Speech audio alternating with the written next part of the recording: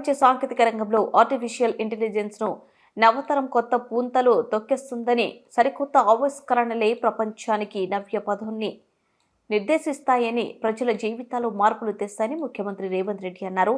AI ఇంటెలిజెన్స్తో భవిష్యత్తుకు బలమైన పునాది పడుతుందని, కృత్రిమ మేధపై అంతర్జాతీయ సదస్సును హైదరాబాద్లో నిర్వహిస్తుండడం వల్ల విప్లవాత్మక మార్పులకు నగరం గమ్యస్థానం కానుందని తెలిపారు. హైదరాబాద్ మాదిరిగానే మరే నగరము ఇందుకు సిద్ధంగా లేదని అన్నారు. హైదరాబాద్లోనే హెచ్ఐసిసిలో 2 రోజుల పాటు జరిగే ఏఐ గ్లోబల్ సమ్మిట్ అట్టహాసంగా ప్రారంభమైంది.